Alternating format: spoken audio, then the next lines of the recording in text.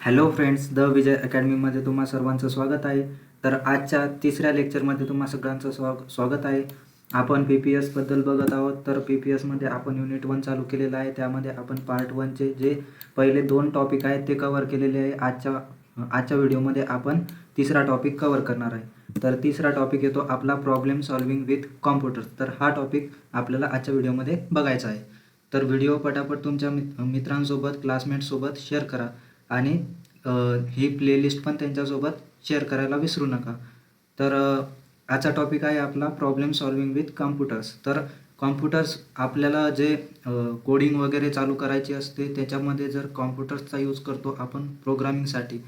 तर यामध्ये जे प्रॉब्लेम सॉल्विंग विथ कॉम्प्युटर्स म्हणजेच कॉम्प्युटरसोबत आपण प्रॉब्लेम कसे सॉल्व करतो याच्याबद्दल आपण बघणार आहोत. तर याची डेफिनेशन काय आहे? Using computers and programming to solve problem systematically by breaking them into logical steps that a computer can execute. म्हणजेच आपण काही अशा इन्स्ट्रक्शन देतो कॉम्प्युटरला त्यांच्या लँग्वेजमध्ये, म्हणजेच कोड लिहितो आपण. तर तो कोड आपण कॉम्प्युटरला देतो, म्हणजेच कॉम्प्युटर त्याला अंडरस्टँड करतो, त्या लँग्वेजला अंडरस्टँड करतो आणि कॉम्प्युटर त्याला अंडरस्टँड करून त्याच्या इन्स्ट्रक्शन आपण त्यांना देतो. त्या इन्स्ट्रक्शनचा फॉलो करून ते आपल्या प्रॉब्लेम्सला सॉल्व करतात. त्यालाच आपण प्रोग्रामिंग असं बोलत असतो. तर आपण एक कोड लिहिणार आणि ते आपल्याला एक आउटपुट देणार, म्हणजेच आपण कोडिंग करतोय, प्रॉब्लेम सॉल्व करतोय with the help of computers. तर हेच आपल्याला बघायचं आहे. तर याच्यामध्ये आपण कॉम्प्युटरचा प्रॉब्लेम सॉल्विंगसाठी काय यूज करतो? तर सगळ्यात पहिला यूज आहे स्पीड. तर स्पीड म्हणजे काय की computers process million of calculations per second. म्हणजे स्पीड्स असते त्याच्यामध्ये आपण millions of calculation per second करू शकतो. त्यानंतर ॲक्युरेसी, तर ॲक्युरेसी पण मॅटर करते. त्यानंतर स्टोरेज, याच्यामुळे आपल्याला सगळ्यात जास्त अमाऊंट ऑफ डेटा स्टोअर करता येतो. त्यानंतर रिपिटेशन्स, म्हणजे याच्यामध्ये आपण रिपिटेशन्सला वाचू शकतो. काही जे टास्क असतात ते अनलिमिटेड टाईम्स रिपीट होत असतात, ते पण आपण वाचू शकतो. त्यानंतर ऑटोमेशन पण आपण work automatically without human intervention. तर याच्यामध्ये आपण ॲटोमॅटिकली वर्क करू शकतो. त्यानंतर कॉम्प्लेक्स कॅल्क्युलेशन आपण हँडल करू शकतो, जसं की मॅथमॅटिकल ऑपरेशन्स असतील, सायंटिफिक कॅल्क्युलेशन असतील, हे आपण कोडिंगमध्ये करू शकतो. तर म्हणून आपण याचा यूज करतो. त्यानंतर कॉम्प्युटर प्रॉब्लेम सॉल्विंग प्रोसेस कशी असते ते आपण बघूयात. तर सगळ्यात पहिले रिअल वर्ल्ड प्रॉब्लेम, आपल्याकडे एक प्रॉब्लेम येतो, त्यानंतर आपल्याला त्याला सॉल्व करायचं आहे. तर ते आपण कॉम्प्युटरच्या मदतीने कसं सॉल्व करतो?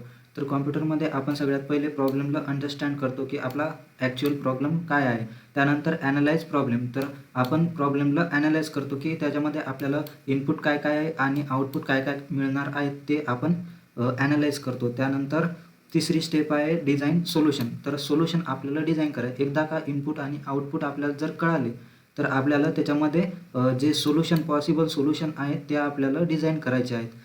तर त्याच्यामध्ये आपण अल्गोरिदम, फ्लोचार्ट असा यूज करत असतो कोडिंगमध्ये. तर आपल्याला पायथॉन शिकायची आहे या सब्जेक्टमध्ये, तर आपल्याला पायथॉनमध्ये कोडिंग करायची आहे. तर हे सगळं रिलेटेड तुम्ही पायथॉनच्या रिलेटेड शिकणार आहे. तर चौथा येतो राईट कोड. आपण एकदा का अल्गोरिदम किंवा फ्लोचार्ट किंवा त्याचा सुडो कोड जर लिहिला, त्याच्यानंतर आपल्याला त्याचा ॲक्च्युअल कोड राईट करायचा आहे. तो कोड काय करेल? कन्वर्ट प्रोग्रामिंग लँग्वेज, म्हणजेच तो कोड आपल्याला प्रोग्रामिंग एक लँग्वेज देईल, जसं की आपण पायथॉनचा यूज करणार आहे यामध्ये. त्याच्यानंतर तुम्ही टेस्ट आणि डिबग करणार. त्याच्यामध्ये जे पण एरर्स वगैरे येतील ते पण तुम्हाला फाइंड करायचे आहे आणि त्यांना सॉल्व करायचं आहे. आणि लास्टची इम्प्लिमेंट आणि मेंटेन, कशासाठी? सोल्युशनसाठी इम्प्लिमेंट करायचं आहे. त्याच्यानंतर आपल्याला फायनल आपलं सोल्युशन भेटणार. तर ही झाली पूर्ण कॉम्प्युटर प्रॉब्लेम सॉल्विंग प्रोसेस. तर तुम्हाला जर या टॉपिकवरती जर क्वेश्चन विचारला आहे तर तुम्हाला सगळ्यात आधी त्याचे हे जे यूज आहे, काय यूज करतात, हे 6 पॉईंट लिहायचे आहेत आणि त्यांचं थोडंसं एक्सप्लेनेशन द्यायचं आहे एक लाईनमध्ये. त्यानंतर ही पूर्ण प्रोसेस तुम्हाला एक्सप्लेन करायची आहे. आणि हे एक एक्झाम्पल दिलेलं आहे मी, जसं की तुम्ही सर्कलचा एरिया कॅल्क्युलेट करू शकता with the help of Python language.